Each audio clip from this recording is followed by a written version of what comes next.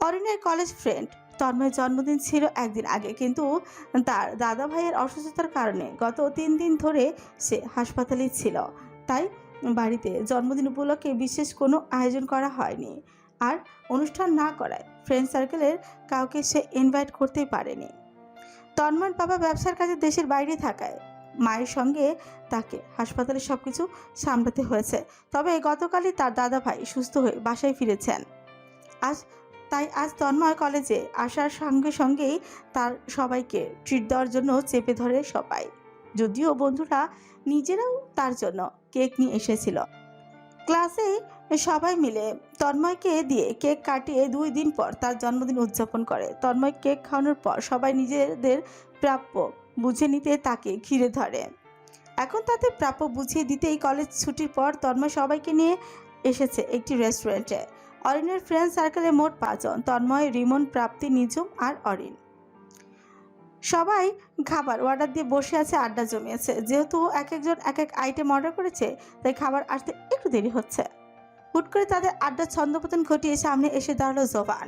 তবে সে হঠাৎ করে আসেনি, অনেকক্ষণ ধরে দূর থেকে তাদের পর্যবেক্ষণই করছিল। আসলে সামনে আসার কোনো ইচ্ছে ছিল না তার, যদি না অরিনকে অন্য ছেলেদের সঙ্গে এতটা মাখোমাখোভাবে কথা বলতে দেখত। দৃশ্যটা চোখে পড়তেই তার ভেতরে যেন আগুনই জ্বলে উঠেছিল। কিন্তু রাগের মাথায় সেদিনের মতো আর কোনো ভুল করতে চায়নি সে। তাই সময় নিয়ে নিজের রাগটাকে যতটা সম্ভব নিয়ন্ত্রণ করে স্বাভাবিক ভঙ্গিতে এগিয়ে এলো তাদের টেবিলের দিকে।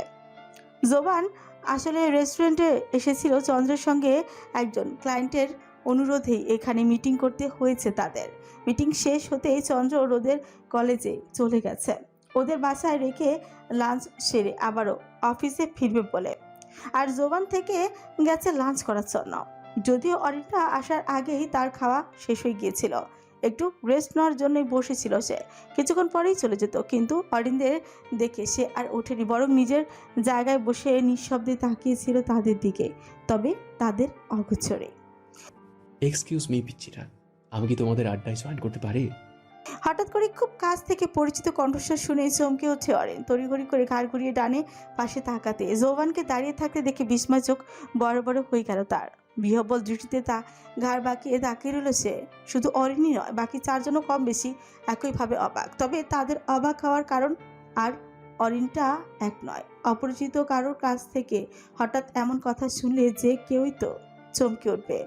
তাদের এমন ফ্যালফ্যাল করে তাকিয়ে থাকা দেখে জোবানের খানিকটা অস্বস্তি হচ্ছিল বটে, তবে সেটাকে ভেতরে চেপে রেখে সে অরিনের চোখে চোখ রাখে।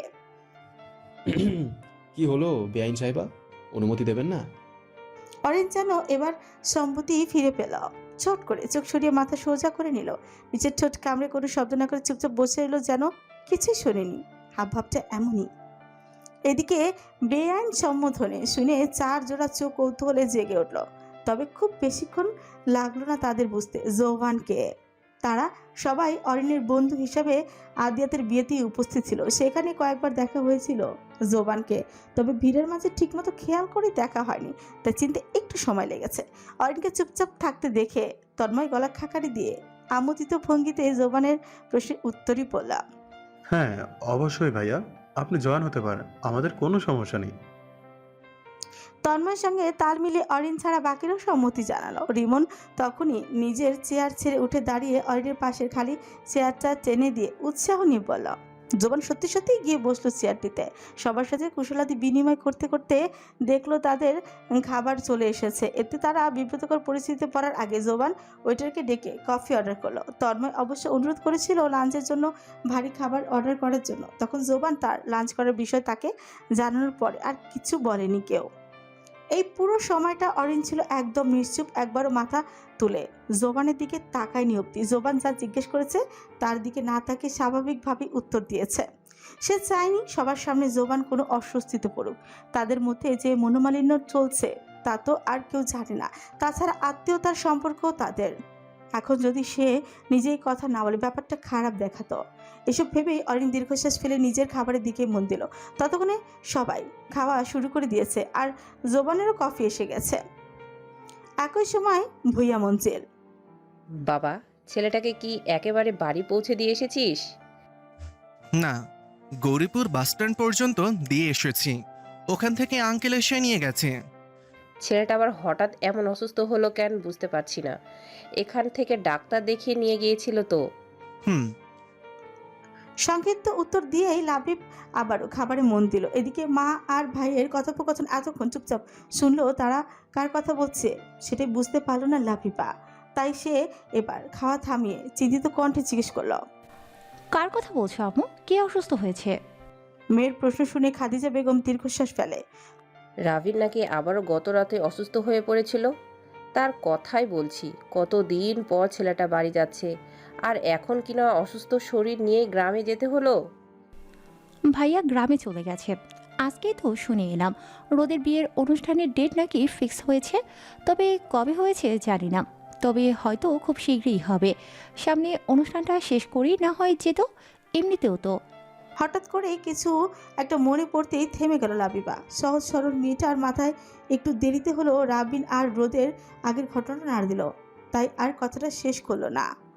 যদিও রোদের সঙ্গে জড়িয়ে যে রাবিনের অসুস্থতার সূত্রপাত হয়েছিল সেটা সে জানে না, কারণ আগেরবার রাবিনের অসুস্থতার কারণটা পরিবারের লোকজন আর লাবিব জানলেও কেউ সেটা বাইরে কাউকে জানতে দেয়নি। সবাই জানতো পরীক্ষার চাপে অসুস্থ হয়েছিল সে। তাছাড়া পরের দিন রোদও অসুস্থ হয়ে পড়া বিষয়টা সেখানে চাপা পড়ে যায়।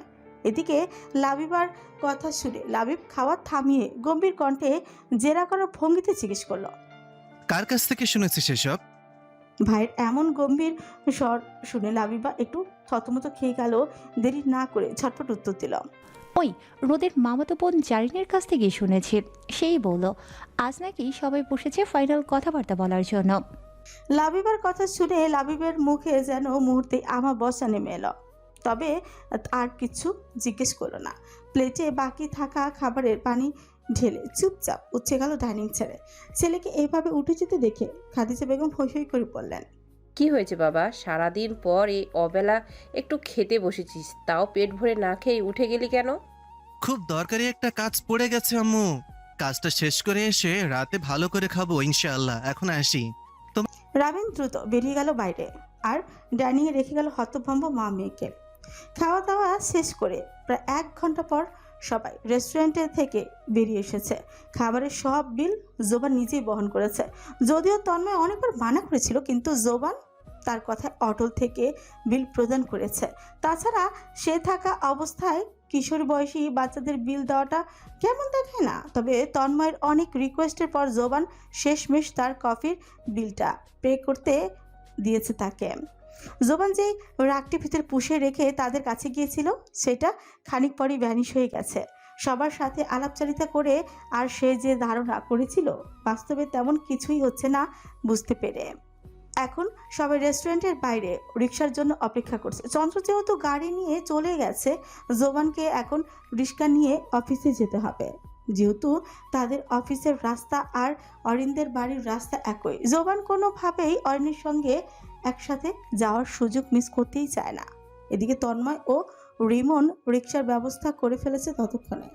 তারপর জোবানকে বিদায় দিয়ে সবাই একে একে রিক্সায় উঠে বসেছে। রিমন তন্ময়ের বাইকে করে যাবে, আর নিজম ও প্রাপ্তি এক রিক্সায়। অরিনের রাস্তা বিপরীত দিকে থাকায় সে একাই একটা রিক্সায় উঠেছে। তাছাড়া খন্দকার বাড়িও এখান থেকে বেশি দূরে নয়, মাত্র 15 মিনিটের রাস্তা। তন্ময় ও নিজমরা বিদায় নিয়ে চলে যাওয়ার পর জোবান কোনো কথাবার্তা ছাড়াই হঠাৎই অরিনের বসা রিক্সায় উঠে আসে। এটা দেখে অরিন অবাক হয়ে জোবানের দিকে তাকিয়ে প্রশ্ন ছুড়ে দেয়, এ কি, আপনি কেন এই রিক্সায় উঠছেন? জোবান রিক্সায় উঠে ঠিকঠাকভাবে বসে। আমার গন্তব্যে যেতে হবে বলে। আজটুকু বলেই রিক্সাওয়ালাকে উদ্দেশ্য করে জোবান বলে উঠছে, মামা চলুন, তবে আস্তে ধীরে চালাবেন। 15 মিনিটের জায়গায় 40 মিনিট লাগলেও সমস্যা নেই। আর ভাড়া নিয়ে চিন্তা করবেন না, আমি আপনার ভাড়া ঠিকঠাক মতো পুষিয়ে দিয়ে দেবো। জোবানের আদেশ পেয়ে রিক্সাওয়ালা রিক্সা ছেড়ে দেয়। এদিকে রিক্সা ছেড়ে দিয়ে যেতে দেখে অরিন চোখ বড় বড় করে জোবানের দিকে ফিরে তাকায় আবারও। একই সময় জোবানও তাকিয়েছে, ফলে দুজনের চোখাচোখি হয়। তবে এতে অরিন মোটেও চোখ সরানো বরং জোবানের শান্ত দৃষ্টিতে চোখ রেখে কিছুটা রাগী সুরে বলে, 40 মিনিট লাগিয়ে যাবেন মানে? আমি কেন শুধু রিক্সায় বসে থাকবো? আশ্চর্য! আর আপনার গন্তব্য অন্য রিক্সায় নিয়ে যাওয়া যায় না? এটাতেই কেন যেতে হবে? কারণ এইটাতে অভিমানী এক বালিকা বসেছে, আমাকে তার অভিমান ভাঙাতে হবে। আর রইল 40 মিনিটের কথা, আমি চাই পুরো 1 দিন লেগে যাক, তবু এই পথ শেষ না হোক। যতক্ষণ না আমি তার অভিমান ভাঙাতে পারি। অরিন এবার আর তাকিয়ে থাকতে সক্ষমই হলো না। জোবানের সেই সুগভীর দৃষ্টিতে ছটপট চোখ নামিয়ে অন্যদিকে ফিরে গেল। আর কোনো শব্দও করলো না, না ফিরল বাম দিকে। রিক্সা চলছে আপন গতিতে। অরিনের মনের ভেতর উথাল পাথাল তুফান বয়ে যাচ্ছে। একসময় যেই মুহূর্তগুলো সে কল্পনার সাথে তো আজ তা বাস্তবে ঘটে যাচ্ছে তার সাথে। অনুভূতিগুলো তো তাণ্ডব চালাবেই, তাই না? তবে সময়টা যে বড্ড বিষণ্ণ, সেই তাণ্ডবকে হার মানিয়ে দিতে বাধ্য করছে এই বিষাদময় সময়। কিছুটা সময় অতিবাহিত হলো এভাবেই। তারপর নীরবতা ভাঙল জোবানে। আমাকে কি ক্ষমা করা যায় না অরি? আমার ভুল কি এতটাই বড় যে আমি ক্ষমা পাওয়ারও অযোগ্য? যদি ক্ষমা করতে না পারো তবে অন্তত বলো, আমি কি করলে সেই ভুলের প্রায়শ্চিত্ত করতে পারবো। প্লিজ। অরিনের ভেতরটা ভেঙে আসছে। এতদিন নিজেকে শক্ত খোলসে আবদ্ধ রেখেছিল সে, কিন্তু সেই খোলস আজ যেন চির ধরেছে। কোনোভাবে সামলাতে পারছে না কিশোরী মনটা। ছটফট করছে কিছু বলার জন্য, তার ভেতরটা চিৎকার করে উঠতে চাইছে। আপনার করা আঘাত সেদিন আমার চামড়া পর্যন্ত সীমাবদ্ধ ছিল না জোবান। আমার কলিজা ছিঁড়ে ফেলার মতো চঞ্চড়ায় চরচরিত করেছে। আপনার মুখ থেকে উচ্চারিত সেই কথাগুলো আমার কানে গলিত সীসার মতো ঢুকেছিল। আমার জন্ম নিয়ে প্রশ্ন উঠেছিল সেদিন। এত সহজে আমি কিভাবে ভুলে যাই বলুন? আমি হয়তো আপনার ব্যাপারে বড্ড নির্লজ্জ ছিলাম, কিন্তু আত্মসম্মানহীন কখনোই ছিলাম না। মেয়েটার চোখের জলোচ্ছ্বাস আর আটকে রাখা সম্ভবই হলো না। গাল বেয়ে গড়িয়ে পড়া অশ্রুকণাগুলো গিয়ে থামলো তার কোলে মুষ্টিবদ্ধ হয়ে থাকা হাতের উপর। মুহূর্তের মধ্যে হিচকি উঠে গেল তার। জোবান হকচকি গেল। ভরকে গিয়ে সেও কেমন অস্থির হয়ে পড়ল। চাপা হাতে অরিনের দুহাত আঁকড়ে ধরল সে। তারপর চেনে অরিনকে নিজের দিকে ঘুরিয়ে নিয়ে ডান হাতটা তুলে রাখলো মেয়েটার গালে। কান্না করছো কেন মেয়ে? কান্না বন্ধ করো প্লিজ। আমার ক্ষমার দরকার নেই, সত্যি বলছি নেই। আমি আর কোনো অজুহাতে তোমার সামনে আসবো না, তবুও প্লিজ কেঁদো না। এই মেয়ে, একবার থাকো আমার দিকে। আমার ভুলের শাস্তি হিসেবে তোমার চোখের জল কখনোই বরদাস্ত করতে পারবো না। শাস্তি চাইলে অন্যভাবে তো দেওয়া যায়, তাহলে কেন নিজের অস্ত্রকেই অস্ত্র বানাচ্ছ? এই অস্ত্রের আঘাত আমার সহ্য করার ক্ষমতা নেই। শুনতে পাচ্ছ তুমি? কান্না বন্ধ করো প্লিজ, আমার কষ্ট হচ্ছে।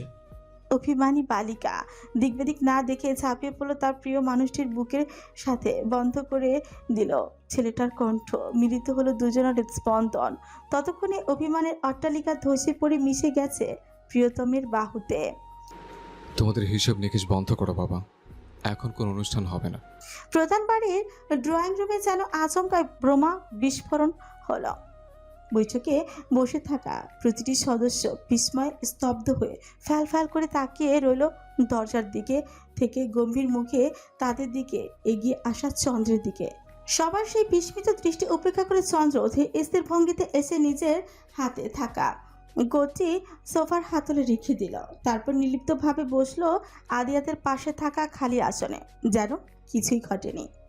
প্রভা বেগম নাসার টি টেবিলের উপর রাখতে রাখতে তাড়াহুড়ো করে প্রশ্ন করলেন, কি বলছিস এসব বাবা? অনুষ্ঠান হবে না, এটা আবার কেমন কথা? ওনার প্রশ্নকে সম্পূর্ণ উপেক্ষা করে চন্দ্র স্বাভাবিক গলায় বলল, ঠান্ডা পানি নিয়ে এসো তো, খুব তৃষ্ণা পেয়েছে। এই নেন বাজান, আপনারে দেখার সাথে সাথেই আপামনি আমারে পানি আনতে বলে দিয়েছিল। চন্দ্রের কথা সম্পূর্ণ করার আগে নাহার বেগম উক্ত কথাটি বললেন। চন্দ্র কাল বিলম্ব না করে হাত বাড়িয়ে গ্লাস নিয়ে তাদের চুমুক বসালো। তখনও সকলে হতভম্ব দৃষ্টি তার উপরে নিবদ্ধ। প্রধান বাড়ি জুড়ে সকাল থেকে যে অনিবর্চনীয় উৎসবের আবহ ছড়িয়েছিল তা যেন মুহূর্তের মধ্যে ফিকে হয়ে এসেছে। গ্রাউন্ড ফ্লোর জুড়ে নেমে এসেছে পিনপত নীরবতা। সকলের নিঃশ্বাসের শব্দটুকু শোনা যাচ্ছে যেন। সকালের শুরুতেই জিয়াদ প্রধান রেদওয়ান আহমেদের সঙ্গে প্রয়োজনীয় আলোচনা সেরে ফিরে এসে এক মুহূর্ত বিলম্ব করে তড়িঘড়ি করে চন্দ্রের মামা দেলোয়ার সাহেবকে জরুরি তলব করে নিজের বাড়িতে ডেকে পাঠিয়েছিলেন। পাশাপাশি আরিফ খন্দকারকেও কড়া করে নির্দেশ দিয়েছেন যেন কোনো প্রকার দেরি না করে সবাইকে নিয়ে সঙ্গে করে উপস্থিত হয়। আর রেদওয়ান আহমেদকে ফেরার সময় বলে এসেছেন বিকেলের মধ্যেই যেন তিনিও পরিবারের সকলকে নিয়ে প্রধান বাড়িতে চলে আসেন। সকালে চন্দ্র সেই হম্বিতম্বি আচরণ প্রত্যক্ষ করেই তারা কেবল প্রাথমিকভাবে অনুষ্ঠানের একটি সম্ভাব্য তারিখ নির্ধারণ করে এসেছেন। এমন বৃহৎ আয়োজনের হিসাব নিকাশ তো আর সবার উপস্থিতি ও সম্মতি ছাড়া সম্পন্ন করা সম্ভব নয়। তদরূপী নিজের ঘরের আপনজনদের উপেক্ষা করে আগে ভাগেই এমন সিদ্ধান্ত নেওয়া মোটেও যুক্তিসঙ্গত হতোই না। তাই তিনি চাইছেন আজ রাতে সকলকে একত্রিত করে চূড়ান্ত কথাবার্তা সেরে ফেলতে, যাতে আর কোনো দ্বিধা বা অসম্পূর্ণতা না থাকে আর আসন্ন আয়োজনটি হয়ে ওঠে পরিপূর্ণ ও সার্থক। আর তার কথার মান রাখতে সবাই এখন উপস্থিত প্রধান বাড়িতে। সময় এখন সন্ধ্যা 7টা। চন্দ্র ছাড়া বাড়ির সকল পুরুষ সদস্যই ড্রয়িং রুমে উপস্থিত। অনুষ্ঠানের যাবতীয় হিসাব নিকাশ নিয়ে টুকটাক আলোচনা সেরে নিচ্ছেন জাহিদ প্রধান। চন্দ্র ফিরে এলে এই হিসেবের ভিত্তিতে চূড়ান্ত সিদ্ধান্ত নেওয়া হবে। এই মধ্যে চন্দ্রের এমন আকস্মিক ঘোষণা শুনে সবার এমন প্রতিক্রিয়া হওয়াটা অস্বাভাবিক কিছু না। চন্দ্র একে একে 3 গ্লাস পানি পান করে অবশেষে গ্লাসটি রেখে টেবিলের উপর নামিয়ে রাখল। এখন তোমার এমন নাটকের কথার মানেটা কি? মানে হলো বিয়ের অনুষ্ঠানটা আপাতত করা হবে না। আমার কিছু ব্যক্তিগত সমস্যা রয়েছে, তাই বিষয়টা কিছুদিনের জন্য স্থগিত রাখতে চাইছি। কি হয়েছে সেটা নিয়ে কেউ প্রশ্ন না করলে আমি বেশি বুঝাবো। সমস্যাটা মিটে গেলে আমি নিজে আপনাদের জানাবো, তখন আবার এ নিয়ে আলোচনা করা যাবে। আশা করি এই বিষয়ে আপনাদের কোনো আপত্তি থাকবে না। চন্দ্রের মুখে এমন উত্তর উল্টো সুরের কথা শুনে জাহিদ প্রধান যেন রাগেই ফেটে পড়ার উপক্রম হলেন। এই ছেলেই তো আজ সকালে প্রায় জোর করে সবাইকে ওই বাড়িতে পাঠিয়েছিল বিয়ের অনুষ্ঠান চূড়ান্ত করতে, আর সেই ছেলেই এখন এসে বলে অনুষ্ঠান হবে না। রাগ হওয়ারই তো কথা। তবে সবার মধ্যে রেদওয়ান আহমেদের অভিব্যক্তি ভিন্ন। ওনার চোখ মুখ যেন ঝলমল করে উঠেছে চন্দ্রের কথা শুনে। ওনার দিকে তাকিয়ে যে কি বলে দিতে পারবে ভেতরে ভেতরে যে ওনার স্বস্তি উপচে পড়ছে। আর পড়বে নাই বা কেন?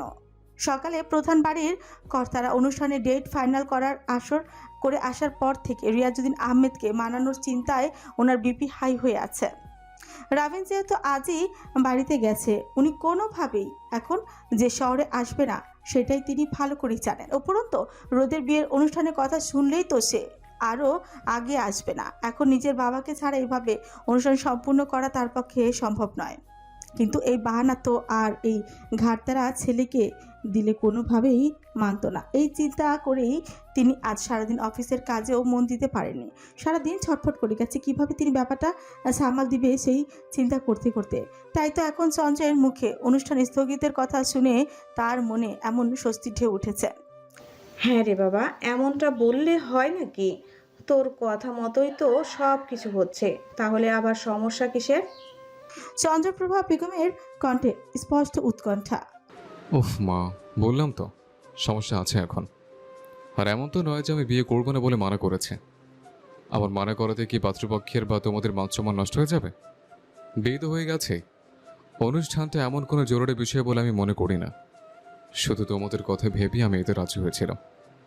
এখন যেহেতু বলেছি আমার সমস্যা আছে, তাহলে বিষয়টা নিয়ে এত কথা বাড়ানোর তো কোনো কারণ দেখি না। ছেলের মুখে এমন কাটকটা জবাব শুনে প্রিয়ভা বেগম আর সাহস পেলেন না কিছু বলার। এরই মধ্যে জাহিদ প্রধান হঠাৎ করেই যেন খেকিয়ে উঠলেন। এই ছেলে, সকালে তো পারলে লোক ভাড়া করে আমাদের তুলে নিয়ে যাও কথাবার্তা পাকাপোক্ত করাতে, আর এখন এসে এসব কথা বলছো কেন? উফ বাবা, সবাই বারবার একই প্রশ্ন ঘুরে ফিরে করছো কেন সেটা তো আমি বুঝতে পারছি না। আর তোমাদের কেনর উত্তর আমি দিতে পারবো না, আগে বলেছি। এখন যদি আমার কথা বুঝতে বা মানতে তোমাদের সমস্যা হয়, তাহলে তোমরা অনুষ্ঠান চালিয়ে যেতে পারো। তোমার বর কনে কিন্তু মিসিং থাকবে, কারণ তখন আমি আমার বউকে নিয়ে হানিমুনে থাকবো। এখন তোমরা কি করবে না করবে সেটা পুরোপুরি তোমাদের ব্যাপার। আমি আমার মতামত জানিয়ে দিলাম। কথাগুলো শেষ করে চন্দ্র উঠে দাঁড়ালো। কে কিভাবে তার এই নির্লজ্জ বেফাস কথাগুলো নিচ্ছে সেই দিকে একবারও তাকানোর প্রয়োজন বোধ করলই না। সে নিজের মতো করে চলে গেল নিজের গন্তব্যে। চন্দ্রকে উঠে যেতে দেখে এতক্ষণ নিশ্চুপ বসে থাকা আদিয়াত একবার বিস্ময় চন্দ্রের দিকে, আবারও হতভম্ব মুখে তাকিয়ে থাকা বাবা আর শ্বশুরদের দিকে তাকালো। পরিস্থিতি একেবারে সুবিধাজনক মনেই হলো না তার। তাই আর দেরি না করে সেও উঠে দ্রুত চন্দ্রের পেছন পেছন চলে গেল। আদিয়াত যেতে দেখে জোপানো আর বসেই রইল না। ভাব চাচাদের বিস্ময় কাটার আগে সেও সটকে পড়ল। সে জানে এখানে আর দাঁড়িয়ে থাকার কোনো লাভই নেই।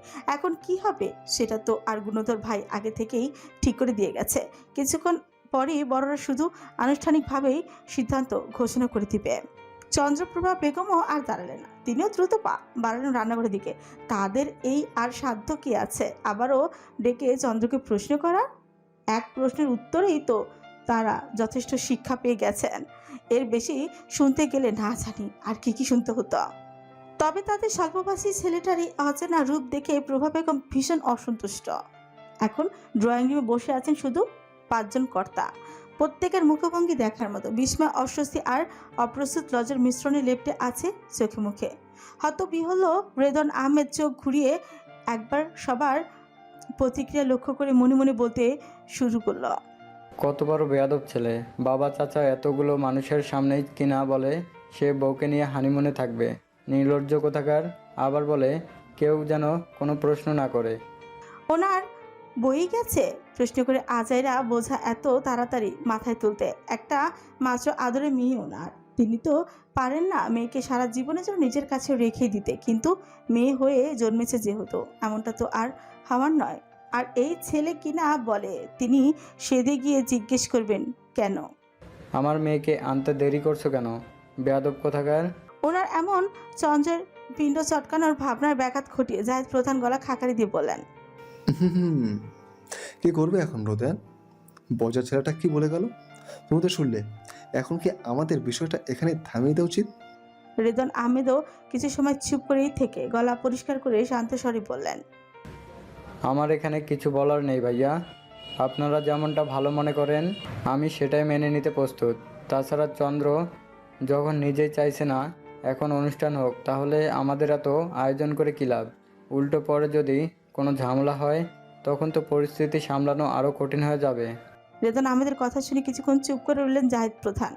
কিন্তু বাদ দিন তো, চন্দ্র যখন চাইছে না তখন এটা নিয়ে আর কোনো কথা বাড়ানোর দরকার নেই। এখানে তো আমরাই, কোনো সমস্যা হবার কথা নয়। তাছাড়া ছেলেটার তো আর কোনো কারণ ছাড়া মানা করেনি, নিশ্চয়ই কোনো সমস্যা হয়েছে। তার সঙ্গে সুর মিলিয়ে আরিফ খন্দকার বলেন, জাহিদ, ওরা ঠিক বলেছে, ছেলে যখন চাইছে না তখন জোর করে এগোনোর মানে হয় না। আর কাউকেই তো এখনো কিছু জানানো হয়নি, তাহলে চিন্তার কি আছে? বাড়ির মেয়ে না হয় আর কয়দিন নিজের বাড়িতে থাকুক, কি বলিস? জাহিদ প্রধান আর কিছু বললেন না, থমথমে মুখে নীরবে বসে রইলেন কিছুক্ষণ। মনে মনে শুধু একটা কথাই ঘুরপাক খেতে লাগলো, ভাগ্যিস কাউকে দাওয়াত দেওয়ার আগেই ছেলেটা থামিয়েছে, নইলে সবকিছু পাকাপোক্ত করে দাওয়াত দিয়ে পরে যদি এমনভাবে বেগে বসতো তখন তাদের মান সম্মানে কী হতো? সেটা কেন যে এমনটা করলো ওনার বুঝে আসছে না। আচরণের তো কোনো অস্বাভাবিকতা ছিল না, কথাবার্তাও না, রাগের বশে এমন সিদ্ধান্ত নিয়েছে এমনটাও তো মনে হচ্ছে না। তাহলে হঠাৎ করে আর ভাবতেই পারলেন না তিনি, ভেবেও যে কোনো লাভ নেই সেটা তিনি ভালো করেই জানেন। শেষমেশ দীর্ঘশ্বাস ফেলে শান্ত স্বরে বললেন, তাহলে আর কি বলবো? তোমাদের ছেলে যেমনটা বলে গেছে তেমনটাই হোক। রোদের বাচ্চা, তোর জামাই কি কাজটা ঠিক করলো? এমন জায়গা মানুষকে দেয়, কেমনে পারলো ভাইয়া এমনটা করতে? হঠাৎ করে জারিনের এমন উদ্ভট কাণ্ডে রোদ ভয় পেয়ে খানিকটা চমকে উঠলেও পরক্ষণেই তার কথাবার্তা শুনে রোদের কপালে গুটি কয়েক ভাঁজ পড়ল। কি সব আবল তাবল বকছিস পাগলের মতো? মাথার নাট বল্টু সব ঢিলে হয়ে গেছে নাকি? জারিন এসে বিছানায় হাত পা ছড়িয়ে বসে, ঢিলে হলে তো ভালোই ছিল, আমার তো খুলেই পড়ে গেছে মনে হচ্ছে। এত বড় ছ্যাঁকা খাওয়ার পর মানুষ পাগল হবেই না বা কেন বল? রোদের এবার রাগ উঠে গেল জারিনের মুখে আবারও অসম্পূর্ণ কথা শুনে। জারিনের বাচ্চা, আমি কিন্তু চুল ছিঁড়ে ফেলবো এবার। আমার জ্বালায় আমি বাঁচি না, আবার এ আসছে আজ এরা ক্যাচাল করে আমার বিপি হাই করে দিতে। কি হয়েছে বলবি ভালো করে, নাকি সত্যি সত্যি চুল টেনে ধরবো কোনটা? রোদের কথা শুনে জারিন এবার ছাস করে শোয়া থেকে উঠে গেল। তারপর চোখ পাকিয়ে আবারও কিছু বলতে চাপে, তার আগে হন্তদন্ত হয়ে রুমে প্রবেশ করলো মেঘ। এসে রোদের উদ্দেশ্যে হড়বড় করে নিচে এতক্ষণ কি হচ্ছে সব বলতে শুরু করলো। আপু জানো নিচে কি হয়েছে? এখন মামার অনুষ্ঠানের হিসাব নিকাশ নিয়ে কথা বলছিল না, তখনই চন্দ্র ভাই এসে বলে হিসাব নিকাশ করতে হবে না, ভাইয়ের নাকি কি যেন সমস্যা হয়েছে, তাই অনুষ্ঠান এখন হবে না বলে মানা করে দিয়েছে। ভাইয়াকে মানা করতে দেখে বড় মামা রেগে যাওয়াতে কি বলেছে জানো? না থাক, বাকিটা আমি বলতে পারবো না, লজ্জা লাগে আমার। তবে অনুষ্ঠান যে এখন হবে না এটা এখন নিশ্চিত। উফ, আমার তো আনন্দে নাচতে ইচ্ছে করছে আপু। তুমি আরও বেশি দিন আমাদের বাড়িতে থাকতে পারবে, তুমি খুশি হওনি? একটানা এতগুলো কথা বলে অবশেষে থামল মেঘ। উৎসুক দৃষ্টিতে তাকিয়ে রইল রোদের কাছ থেকে উত্তর শোনার জন্য। এদিকে রোদ বিহল নয়নে ফ্যালফ্যাল করে তাকিয়ে আছে মেঘের মুখের দিকে। প্রতিক্রিয়া দিতে ভুলে গেছে বেচারে। তার যেন বিশ্বাসই হচ্ছে না চন্দ্র নিজে অনুষ্ঠান পিছিয়ে দিয়েছে, কিন্তু কেন? কি হলো আপু, তুমি খুশি হওনি?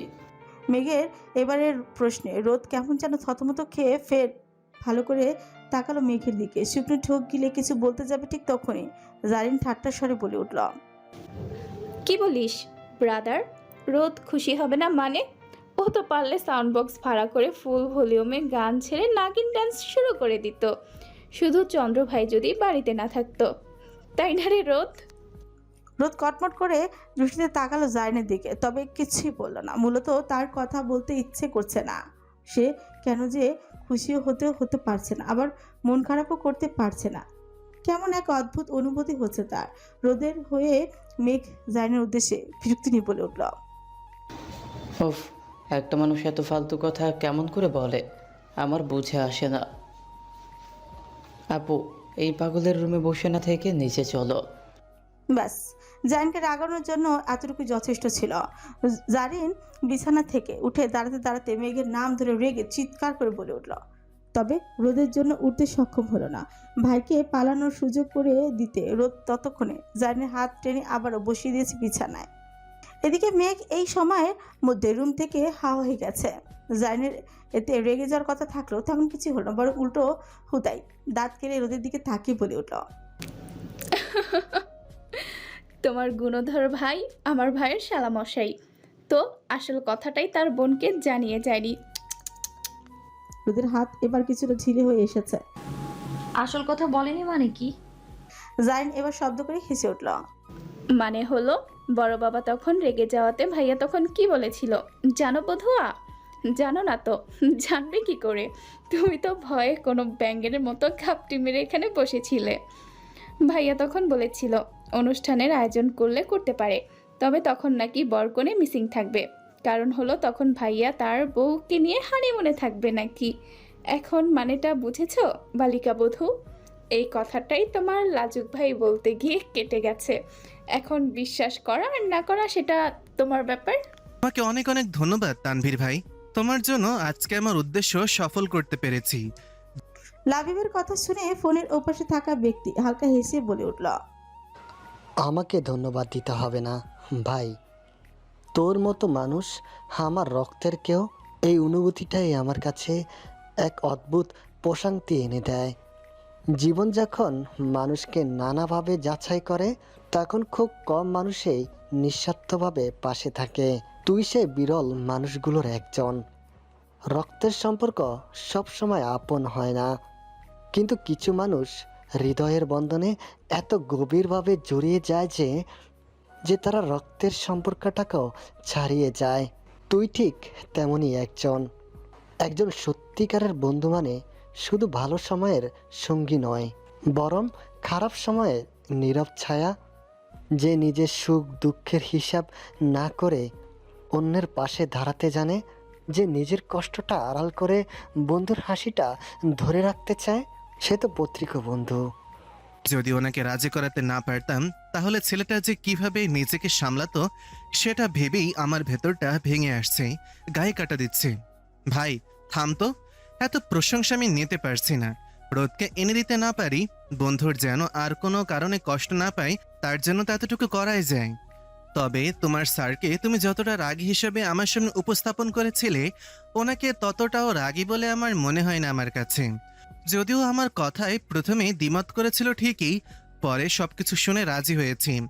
একটু বেশি অনুরোধ করা লেগেছে এই আর কি, তবে রাজি যে হয়েছে এটাই লাখ কোটি শুক্রিয়া।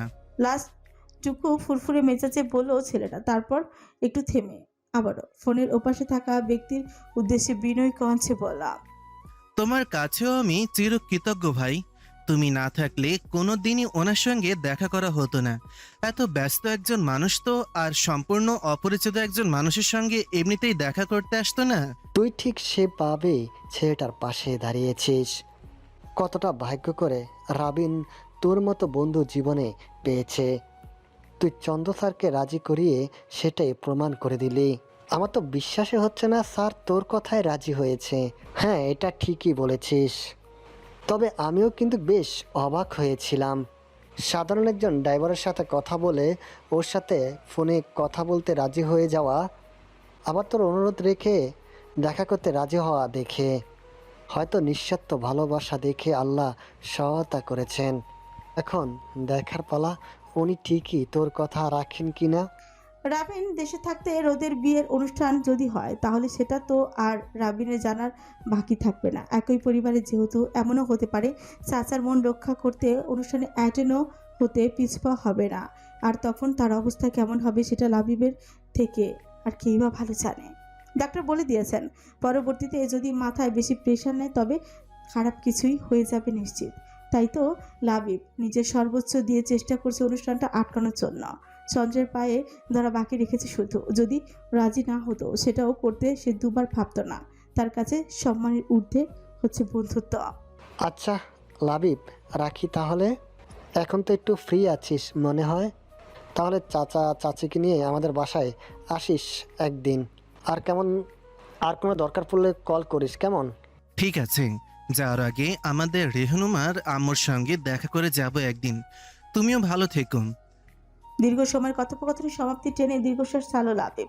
রাতে ঝলমলে আকাশের দিকে তাকিয়ে বিড়বিড় করে বলল, তুমিও সহায় হও আল্লাহ, নইলে যে আর কোনো উপায় অবশিষ্ট নেই। রাত বাজে এখন 11:40। খাবার দাবার শেষ করে সঞ্জার রুম থেকে ঘন্টাখানেক আগে আড্ডা দিয়েই ফুরফুরে মেজাজে সবে মাত্র রুমে এসেছে জারিন আর রোদ। জারিন এসেই ওয়াশরুমে ঢুকেছে আর রোদ বসেছে ফোন নিয়ে। গতকালই তার প্রিয় কার্টুন হানিবানির নতুন একটা এপিসোড আপলোড হয়েছে, সেটাই রোদের সামনে আসলেও দেখার সময় করে উঠতেই পারেনি। এখন যেহেতু মন মেজাজ চাঙ্গা তাই এসেই আগে ফোন নিয়ে বসেছে আড্ডা দেওয়ার ছক করে। তার স্বামী নামক একটা মানুষ যে তাকে যখন তখন অ্যাটাক করতে পারে সেই কথাটা রীতিমতো ভুলেই বসেছে বেচারে। কার্টুন চালু করার পর তো আশেপাশে কী হচ্ছে সেটাও তার চোখে পড়ছে না। What nonsense! বিড়াল, কুকুর, পাখি এসব কি দেখছিস? হুট করে এমন বজ্রকণ্ঠের ধমক শুনে রোদ ভয় আতঙ্কে ধরফরিয়ে বসা থেকে উঠে দাঁড়ালো। ফোনটা হাত থেকে পড়ে গেছে চন্দ্রের ধমকের সাথে সাথেই। আতঙ্কিত রোদ চোখ বড় বড় করে সামনে তাকাতে নিজের খুব কাছে চন্দ্রকে তার দিকে চোখ মুখ কুচকে তাকিয়ে থাকতে দেখে বেচারি যেন আরো বেশি ভয় পেয়ে যায়। এসব দেখার বয়স তোর এখন? রোদ থতমত খেয়ে কোনো মতে মিনমিন করে বললাম, কি দেখবো তাহলে? কি দেখবি মানে? এতটুকু বলি হুট করেই থেমে গেল চন্দ্র। মুহূর্তের মধ্যেই তার চোখে মুখে কেমন একটা গভীর ভাব ফুটে উঠল। রোদের দিকে গভীর দৃষ্টিতে তাক করে তার দিকে এগোতে এগোতে কেমন করে যেন বলে উঠল, রুমে চল, কি দেখতে হবে বুঝিয়ে দেব। বলতে বলতে কোনো আগাম বার্তা ছাড়াই হুট করে কোলে তুলে নিল রোদের ছোট্ট শরীরটা। তারপর আশেপাশে তাকানোর প্রয়োজন বোধও করলো না করে গটগট পায়ে দরজার দিকে হাঁটা তুলল। মুহূর্তের মধ্যেই কি থেকে কি হয়ে গেল বুঝতে পেরে রোদ তৎক্ষণাৎ হড়ফড় করে বলতে শুরু করলাম, করছেন নামান আমায়, বাড়ি ভরা মানুষ, বাইরে যে কেউ থাকতে পারে, নামিয়ে দিন প্লিজ। হানিবানি ছাড়া আমার জন্য অন্য কিছু বুঝতে হবে না। তুই বুঝতে না চাইলে আমি জোর করে বোঝাবো বেবি গার্ল। এসব সারাদিন দেখে দেখে আমি ধরতে গেলে তোমার কান্না চলে আসে আর পালাই পালাই করো। এইসব আর হতে দেওয়া যাবে না। রোমান্সের বেলায় নো কম্প্রোমাইজ। বলতে বলতে ততক্ষণে করিডোর পেরিয়ে নিজের রুমের সামনে চলে গেছে চন্দ্র। এদিকে ওয়াশরুমের দরজায় দাঁড়িয়ে থাকা জারিন এখনো স্তব্ধ হয়ে দাঁড়িয়ে আছে। অরিন তখন রোদের সাথে চন্দ্রার রুমে থেকে আসার পথে তার মোবাইলে কল এসেছিল। বিদেশি করিডোরে দাঁড়িয়ে পড়েছিল, সেখানেই দাঁড়িয়ে থেকেই ফোন রিসিভ করে কথা বলা শেষ করে জারিনের রুমে যাওয়ার জন্য পা বাড়াতে চন্দ্রকে রোদকে কোলে নিয়ে বেরিয়ে আসে দেখতে পেয়ে বেচার বিস্ময় চোখ বড় বড় করে ফেলে। যদিও তারা কেউ তাকে দেখতেই পায়নি, কিন্তু অরিন ঠিকই তাতে সুন্দরভাবে দেখতে পেয়েছে এবং তাদের কথোপকথনগুলো তার কানে এসেছে। আর এই দৃশ্য দেখে এবং চন্দ্রের এতটুকু লাগাম ছাড়া কথা শুনে লজ্জায় লাল হয়ে পড়েছে। তার নম্র ভস্য চন্দ্র ভাইকে রোদকে কোলে নিয়ে এমন জনে কথা বলতে দেখে নিজের জায়গা থেকেই নড়তে ফুলে বসেছে মির্জা। কি হয়েছে অরি, এখানে এভাবে দাঁড়িয়েছো কেন? হঠাৎ করে জোবানের প্রশাসনে সম্ভব ফিরে আসে অরিনের। হকচকিয়ে তাকায় জোবানের উৎসুক মুখের দিকে। এমনি দাঁড়িয়েছিলাম, ওই একটা কলেজে ছিল তো, তাই এখানে দাঁড়িয়ে কথা বলছিলাম। অরিনের উত্তর শুনে জোবান কয়েক সেকেন্ড গভীর দৃষ্টিতে তাকিয়ে থাকে তার মুখের দিকে। কার সাথে কথা বলছিলে তুমি? আর তোমার মুখ এমন লাল হয়ে আছে কেন? জোবানের এবারে প্রশ্নে থতমত খেয়ে গেল অরিন। তবে চালাক অরিন নিজে তো ধরা খাওয়ার মতো নয় মেয়ে সে উঁচু কোমরে 2 হাত রেখে চোখ পিটপিট করে তাকালো জোবানের দিকে। তারপর সেও কেমন সন্দিহান সুরে উচ্চ প্রশ্ন করে বসল। কি ব্যাপার, আপনি কি কোনোভাবে আমাকে সন্দেহ করছেন নাকি? জোবান বেচারা এবার পড়েছে কঠিন ফ্যাসাদে। সদ্য ঠিকঠাক হওয়া সম্পর্কটা ভেঙে না যায় সেই ভয়ে 26 বছর টকবকে যুবক হয়ে সে সদ্য 17তে পা দেয়া পুচকে অরিনের সামনে কেমন ভেজা বেড়ালি বনি গেল। সে আর সাহস করে বলতে পারল না যে হ্যাঁ, তোমার লাল মুখ আর ভরকানো চেহারা দেখে আমি জেলাস হয়েছি। সেই জেলাসি সামলাতে না পেরে সন্ধিয়ান হয়ে প্রশ্ন করেছি। মনের কথা মনে চেপে রেখে অসহায় মুখ করে তাকায়। আরে না, কি বলো এসব? তোমাকে সন্দেহ করবো কেন? আমি তো এমনিতেই তোমার মুখ লাল হয়ে আছে বলে প্রশ্ন করলাম। আমার কথা বিশ্বাস না হলে আয়নার সামনে গিয়ে দাঁড়িয়ে দেখো। তবু আমাকে ভুল বোঝো না প্লিজ।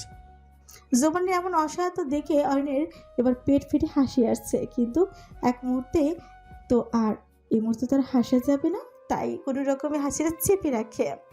ও আচ্ছা, তাই নাকি? তাহলে গিয়ে দেখে আসি আপনার কথা সত্যি কিনা। বলা তো যায় না, যদি আবার নিজের দোষ থাকতে মিথ্যা বলে থাকেন। বলতে বলতে জোবানের পাশ কাটিয়ে সামনের দিকে কয়েক কদম বাড়িয়ে দিয়ে গিয়ে থামে জোবানের উদ্দেশ্যে আবারও বলে উঠছে। এই যে মিস্টার, কান খুলে শুনে রাখুন, এই অরুণিকা খন্দকার শুরু থেকে এই এক পুরুষে আসক্ত হয়েছে, ছিল এবং ভবিষ্যতেও এই এক পুরুষের আসক্তিতেই ডুবে থাকবে ইনশাল্লাহ। প্লিজ প্লিজ আমায় নামিয়ে দিন, আমি আর এসব দেখবো না। আপনি ধরতে গেলেও আর কাঁদবো না, পালাবো না, আমি কথা দিচ্ছি। ছটফট করতে করতে কি বলে ফেলেছিল সেটা বুঝতে হঠাৎ থেমে গেল রোদ। চন্দ্রের গলায় আঁকড়ে ধরা 2 হাতের একটি দ্রুত মুখে এনে নিচে চেপে তোল। মুহূর্তের মধ্যেই থেমে গেল তার সব ছটফটানি। ততক্ষণে চন্দ্র নিজের রুমে চৌকাঠ পেরিয়ে ভেতর ঢুকে পড়েছে। পা দিয়ে ধাক্কা মেরে দরজাটা বন্ধ করে দিল। রোদের বড় বড় বিস্মিত চোখের দিকে তাকিয়ে ছুট পাকিয়ে হাসে। রোদের পিঠ পরীক্ষা করে দেখা যাক তাহলে কান না আসে নাকি না আসে। কি বলিস আঞ্চল?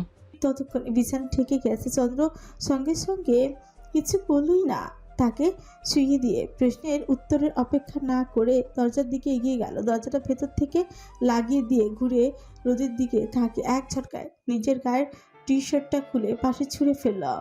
চন্দ্রকে টি শার্ট খুলতে দেখে রোদে শরীরটা ছটকা মেরে কেঁপে উঠল।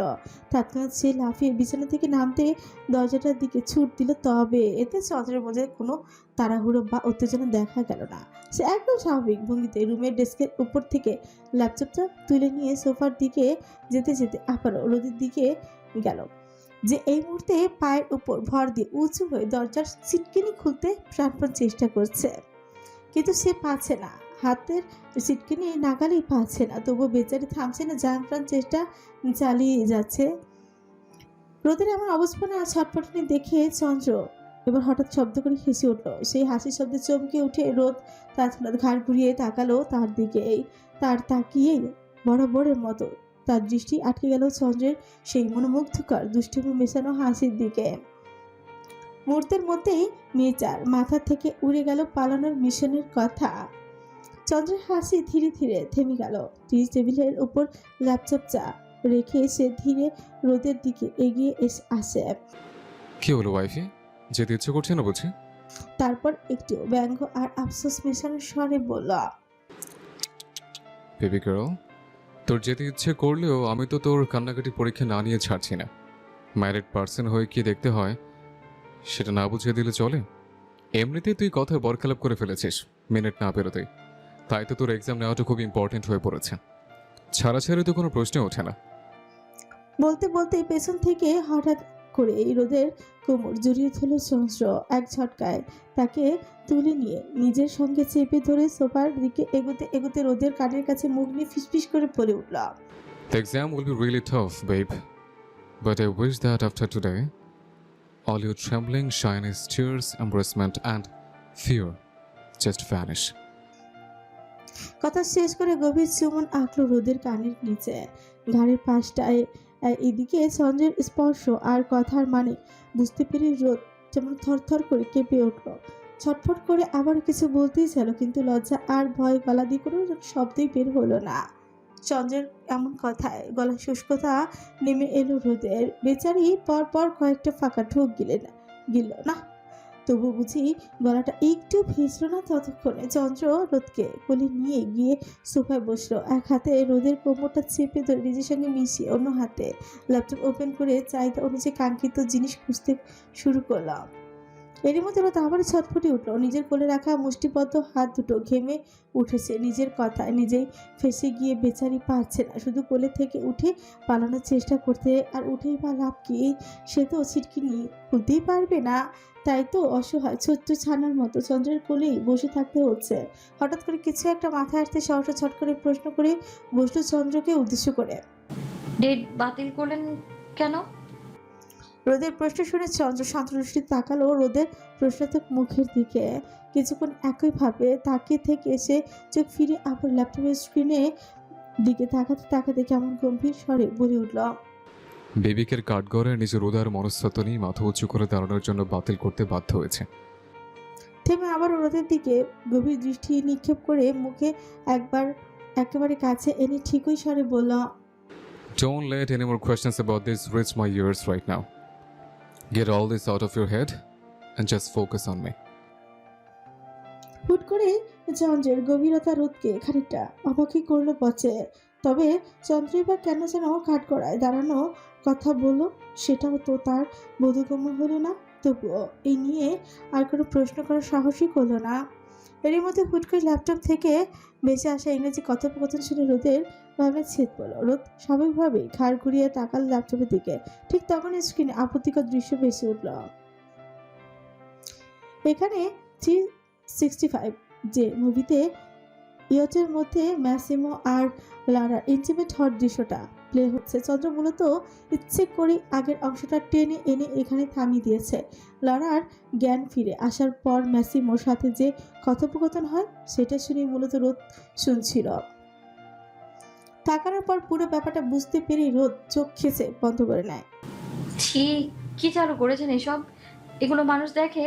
আস্তাগফিরুল্লাহ, দয়া করে বন্ধ করুন এইসব প্লিজ।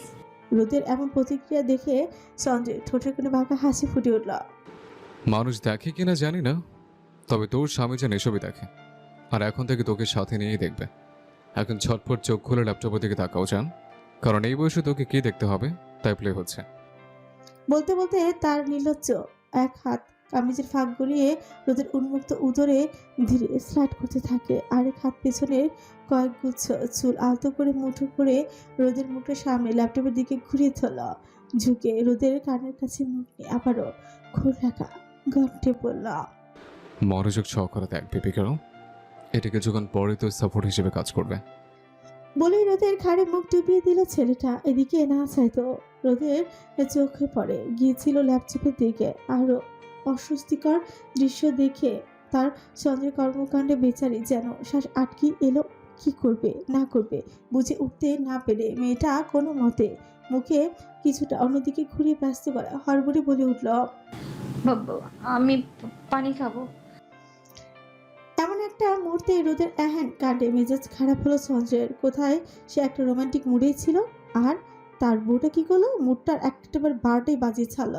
এই জন্যই তো মানুষ হয়তো বলে পিচ্ছি পোলাপান বিয়ে করা ঠিক না, এরা সময় সুযোগ কিছু বোঝেই না। চন্দ্র ফুস করে একটা নিঃশ্বাস ফেলল। মেজাজটা তার ঠিক কতটা খারাপ হয়েছে সেটা হয়তো বলে বোঝানো মুশকিল, তবে সঙ্গে সঙ্গে ছেড়ে দেওয়ার মতো তো ছেলে আর চন্দ্র নয়। বরং ঘাড় থেকে মুখ উঁচিয়ে রোদের মাথার পেছনের রাখা হাতটা একটু চাপ দিতেই তার মুখটা উঁচু করল, যেন নিজের মুখের ছুঁই হয়। অন্য হাতটা রোদের গালে রেখে বুড়ো আঙুলগুলো দিয়ে আলতো করে উষ্ঠের জোড়া ছোঁয়া বুলাতে বুলাতে ভরাট করছে প্রশ্ন করলাম, বেশি তুষ্টা পেয়েছে? রোদ সঙ্গে সঙ্গে মাথা নাড়াতে চাইল, কিন্তু তাতে সফল না হয়ে মুখে আস্তে করে শব্দ করল। চন্দ্র খানিকটা সময় গভীর দৃষ্টিতে তাকিয়ে রোদের লজ্জারাঙা মুখশ্রীর দিকে। মেয়েটার অমন অস্থির অবস্থা দেখে তার ভীষণ মায়া হলো। তবুও রোদকে কোল থেকে নামালোই না সে। সেভাবে কোলে করে রেখেই হাত বাড়িয়ে টেবিলে রাখা জগ থেকে গ্লাসে পানি ঢেলে এগিয়ে দিল তার দিকে। গ্লাসটা এগিয়ে দিতে রোদ ছট করে নিয়ে ঠকঠক করে কয়েক সেকেন্ডের মধ্যে পুরোটাই শেষ করে ফেলল। মেয়েটার এমন তাড়াহুড়ো দেখে চন্দ্র সরু চোখে তাকালো তার দিকে। মনে হলো এই মুহূর্তে পানিটা বুঝি তার খুবই দরকার ছিল। রোদ নিজে এই গ্লাসটা টেবিলে রাখতেই যাচ্ছিল, কিন্তু চন্দ্র তার আগে সেটা নিয়ে রেখে দিল। তারপর রোদের দিকে তাকায়। মুভি যেহেতু দেখছিস না, তাহলে এক্সামটা শুরু করা যাক। কথাটা শেষ করে মির্জাকে আর কিছু বলার সুযোগই দিল না পাগল ছেলেটা। নিজ উদ্যোগে দখল করে নিল রোদের উষ্ঠজোড়া। বেপরা হাত দুটো ততক্ষণ নিয়ন্ত্রণে হারিয়ে পৌঁছে গেছে মেয়েটা নারী দেহে নিষিদ্ধ ভাসে।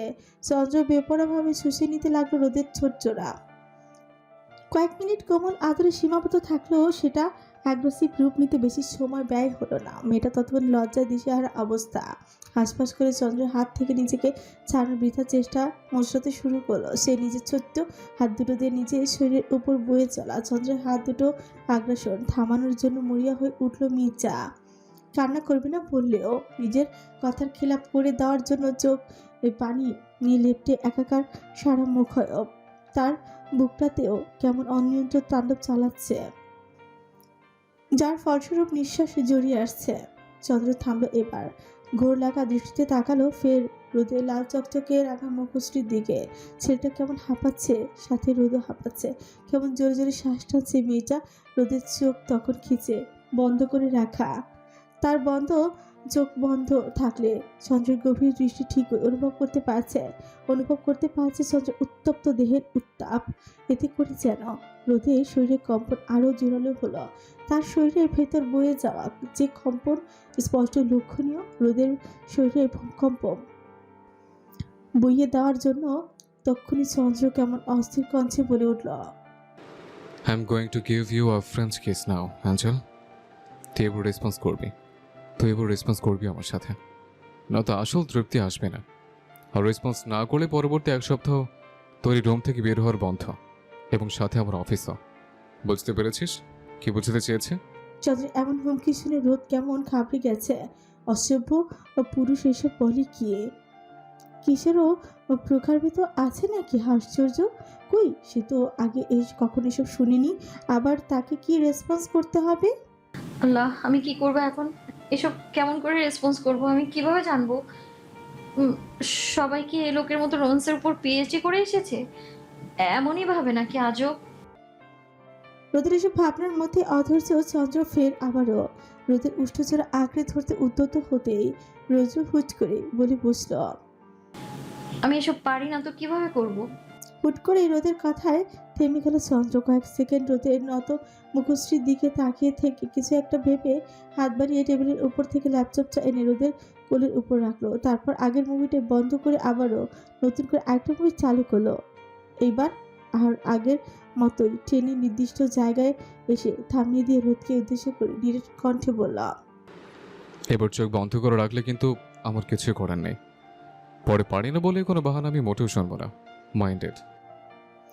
এখন প্লে হচ্ছে মাই ফলস মুভি সেই সেন, যেখানে নোয়া তার বয়ফ্রেন্ডকে অন্য মেয়ের সাথে কিস করার ছবি দেখার পর রাগে অন্য আরেকজনের সাথে কিস করার ছবি উঠাতে চায়। তারপর নিকে সে বাধা দেয় এবং পুরো বিষয়টা জানার পর নোয়াকে তার সঙ্গে কিস করার প্রস্তাব রাখে। সেই সিনটাই মানে কিস করার আগে তাদের কথোপকথনের দৃশ্য। তবে রোদ তখন চন্দ্রের হুমকির ভয়ে লজ্জা লাগলেও তাকিয়েছিল। যখনই দুজনে কিস করতে যাবে তখন রোদ আবারও চোখ খিচে বন্ধ করে মাথা ঘুরিয়ে ফেল। তখনই চন্দ্র ভারী ভারী নিঃশ্বাস ফেলে রোদের কানের কাছে সি বলে উঠল, যদি রেসপন্স করতে না পারিস তাহলে 1 সপ্তাহ আমার সঙ্গে রুমে থাকাটা তোর জন্য ফরজ হয়ে দাঁড়াবে। আর রুমে বসে কি করবো সেটা তো তুই ভালো করেই জানিস, তাই না? রোদের কি আর সাধ্য আছে মাথা ঘুরিয়ে চুপ বন্ধ রাখার? কখনো না। সেকেন্ডের মধ্যে এই মেয়েটা ফের আবারও তাকাতে হলো ল্যাপটপের দিকে। তখনই নিক কিস করার মাঝে থেমে গিয়ে নোয়াকে ফ্রেঞ্চ কিস করার কথাটা বলে। এটা প্লে হচ্ছে। রোদ বাধ্য হয়ে তাতে দশ চেপে তাকিয়ে রইল স্ক্রিনের দিকে। তাকে এমন রেসপন্স করতে হবে ভাবতেই রোদের কান দুটো দিয়ে ধোঁয়া বের হচ্ছে। লজ্জায় গাল দুটো কেমন উত্তপ্ত হয়ে উঠেছে মুহূর্তের মধ্যে। রোদ নিজেকে সামলে ওঠার আগে চন্দ্র ফট করে রোদের কোল থেকে ল্যাপটপটা আগের জায়গায় রেখে সঙ্গে সঙ্গে রোদের পা দুটো তার কোমরের দুই পাশে রেখে ঘুরিয়ে বসিয়ে দিল।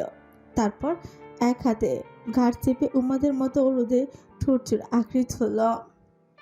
রোদ বেচারি আর কি করবে? থতমত খেয়ে কিছুক্ষণের জন্য ভুলেই বসলো রেসপন্স করার কথা। পরকে নিষিদ্ধ স্থানে চন্দ্রের নির্লজ্জ হাতে জোরালো চাপে তোপে রোদের মনে পড়লো চন্দ্রের সেই হুমকির কথা। চন্দ্র যে এখন ইচ্ছে করে এমনটা করেছে সেটা রোদ ভালো করেই বুঝতে পারল।